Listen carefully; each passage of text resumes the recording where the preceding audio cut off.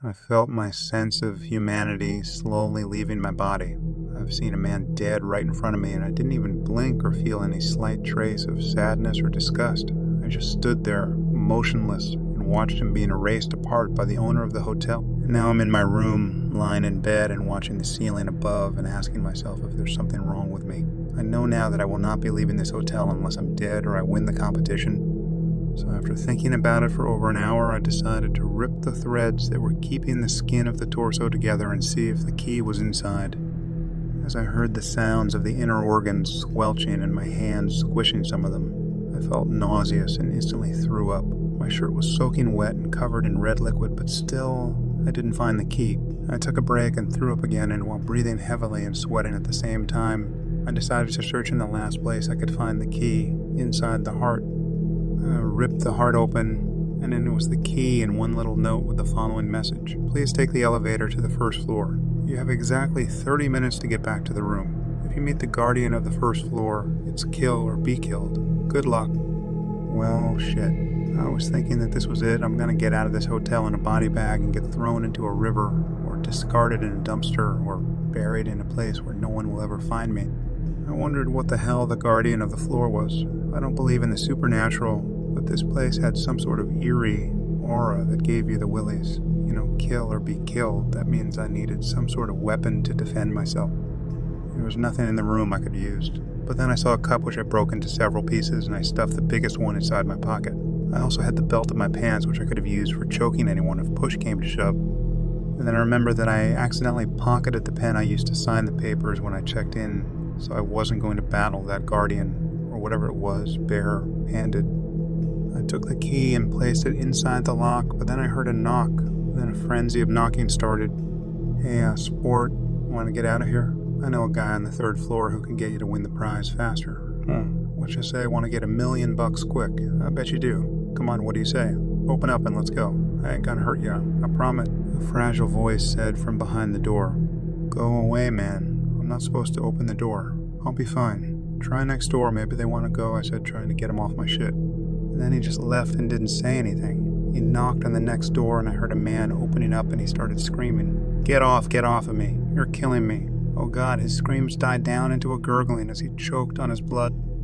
In the silence that followed, I heard Tanaka in the distance. Settle down, boy, you got fed good. He was a fat one, wasn't he? The man that had knocked on my door began slurping on something.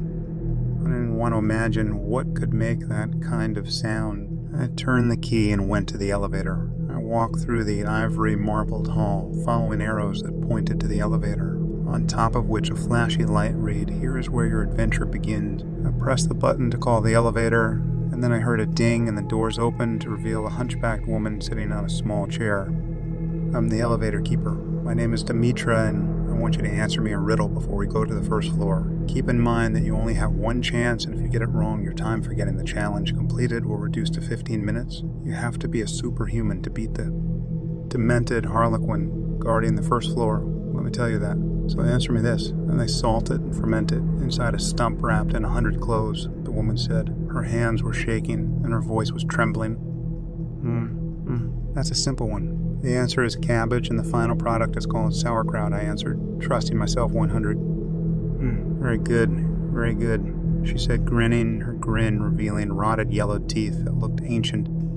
The elevator started ascending, but it was moving slow. The woman didn't say a single word after that, and I was under the impression the distance between floors was bigger than what I've seen outside the hotel. We finally arrived on the first floor.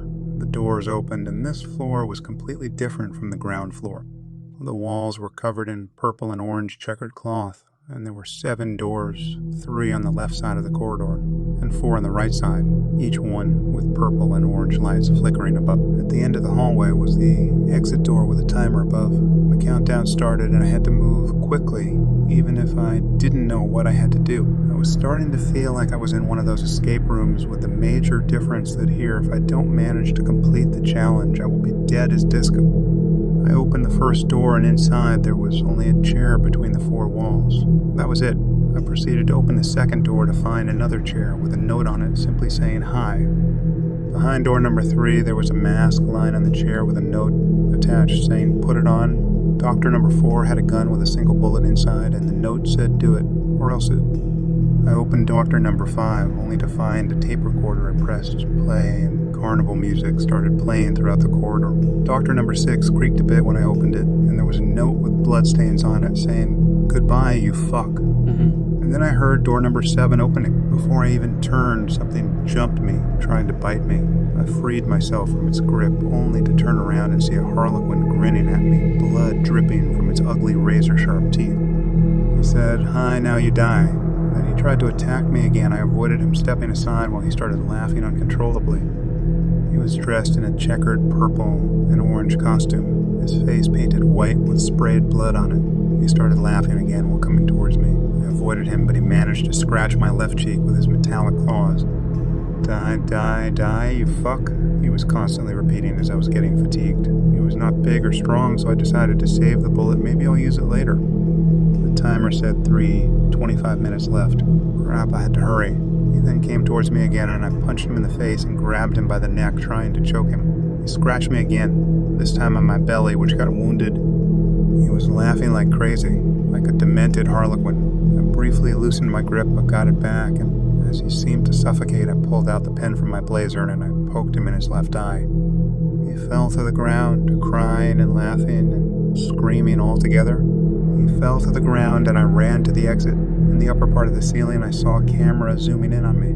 The music stopped and Tanaka's voice filled the hallway, the other eye too.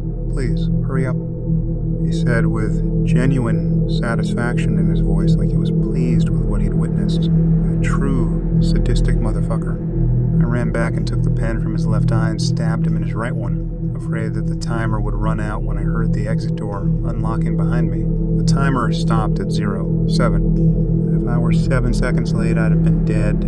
Behind the final door, I saw another chair with an envelope on it. I opened it, and it said, "Congratulations on completing your first challenge. Now please head back to your room for food and rest. The next challenge begins after your 8-hour sleep." I just killed a psychopath and became a murderer myself, and I'm fine with it. After all, there are so many things you can buy with $1 million.